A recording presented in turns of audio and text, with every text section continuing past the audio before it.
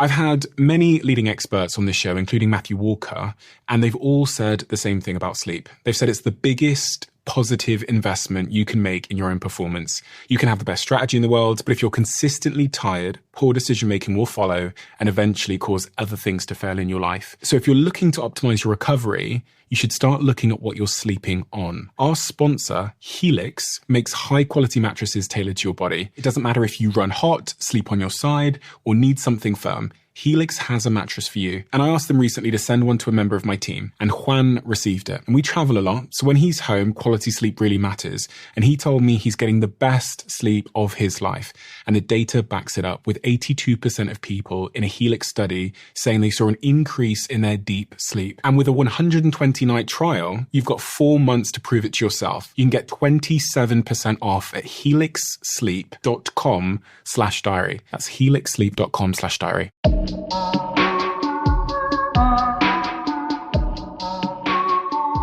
Society's expectations of how your life is supposed to be going will fuck you up. And when I think about, you've written this amazing book called Failosophy, about failure. I was thinking, what is failure? And my conclusion was that failure is like a byproduct of social expectations. And as is success. So could you talk to me a little bit about how social expectations have made you feel like a failure?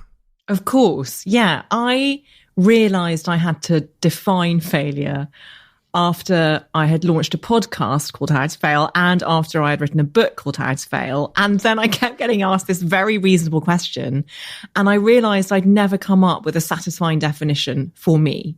So the definition I came up with in Failosophy is that failure is what happens when life doesn't go according to plan, which totally taps into what you've just asked me about.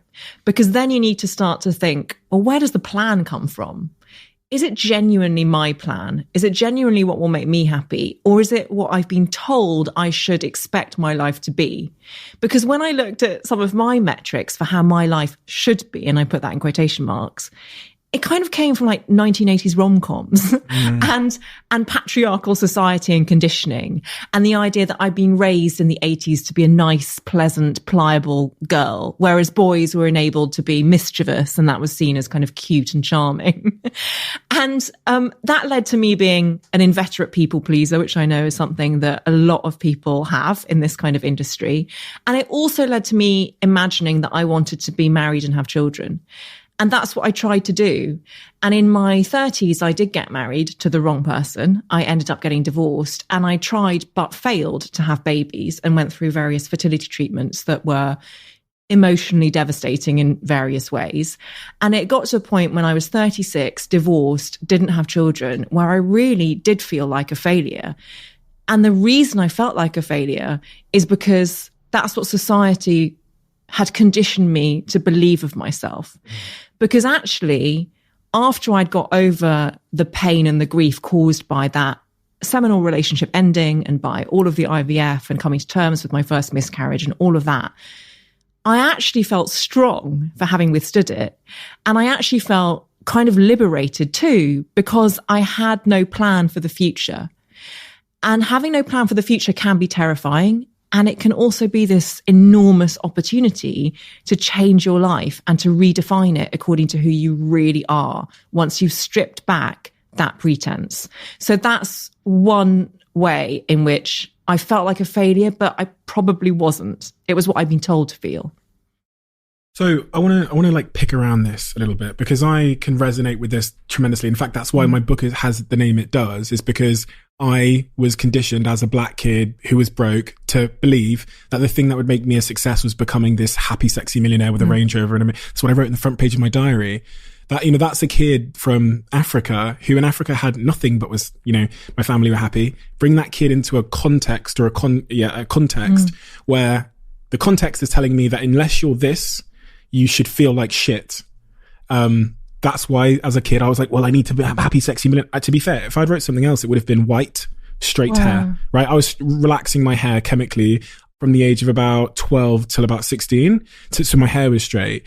But I want to go back to this point about society telling you what you should want. Did you ever figure out what you actually wanted? That's such a good question. Also, thank you for sharing what you just did. Yeah, because I know that, you believe like I do that vulnerability is the source of connection, true connection. And that was really beautiful. I think I have figured out who I am now, but I sit here as a 42-year-old having only just figured that out. And the reason I figured it out is because of all of those things that went wrong. Those relationships that ended, that imploded, the jobs that weren't right for me. Like that was what prompted me to do the soul searching. And I'm a big believer in things happening for a reason, the universe unfolding as is intended. Even if you can't make something meaningful as and when it's happening because it's traumatic and it's devastating, I tend to believe that there will be some meaning in there in the fullness of time. There'll be something that I needed to learn. I wish sometimes I'd learned the lessons more quickly because I believe I kept being sent the same lessons until I really, really learned the thing that I needed to learn. Yeah. But I do think now that I'm aware of who I am because I've redefined my notion of success. So in the past, my success was not necessarily being a happy, sexy millionaire, although I wouldn't say no. In the past, I had a very different contextual upbringing from yours. And I'm immensely privileged in many ways. And one of the ways in which I am privileged is that there was a lot of kind of creativity and cultural discussion in my home. Like I was surrounded by books. I was never taught to feel that that was odd, that I read all the time, or that I wanted to be an author, even though there was no one in my family who did that. So I had those kind of conversations, and that's an enormously wealthy way to be brought up. And even though we didn't have that much money, that was very wealthy. And so for me then, success was about doing well at school. It was doing well academically. And I realized that when I did well at an exam, I got approval, and that for me became a substitute for self-worth. So for a long time, I was on this feedback loop where I was like, if only I could just do better and do better at more things, eventually I'll feel I'm worthwhile. And I was on a hiding to nothing because actually I was outsourcing my sense of self to everyone else's opinions of me and to kind of external validation. And I've now realized, and it's taken me a long time to realize this, that my only validation that means anything can come from within and from my cornerstone relationships. So like the 4 or 5 people I love most in the world whose opinion actually means something to me. That's what it is. Now, having worked that out, how can I bring my authentic self into every area of my life?